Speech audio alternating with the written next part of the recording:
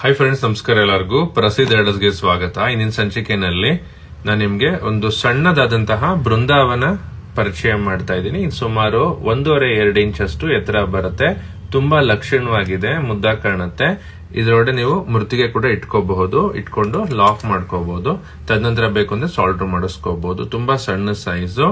ಇದ್ರ ಜೊತೆ ಒಂದು ಕ್ಯಾಡ್ ಮಾಡೆಲ್ ಅಲ್ಲಿ ಮಾಡಿರುವಂತಹ ರಾಘವೇಂದ್ರ ಸ್ವಾಮಿಯ ಮೂರ್ತಿ ಮತ್ತೆ ಹಸು ಇರುವಂತದ್ದು, ಕಾಮಧೇನು ಅಂತ ಏನ್ ಕರಿತೀರ, ಅದು ಹಿಂದೆ ಇರುವಂತದ್ದು.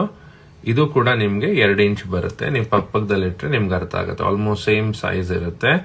ತುಂಬಾ ಎಂಕ್ವೈರೀಸ್ ಇತ್ತು, ಹಾಗಾಗಿ ಇದನ್ನ ಸಣ್ಣ ಸೈಜ್ ಅಲ್ಲಿ ಮಾಡಿದೀವಿ. ಇದು ಯಾವ ತರ ಕಾಣುತ್ತೆ ಅಂತ ಒಂದು 360 ನಲ್ಲಿ ನೋಡೋಣ ಬನ್ನಿ.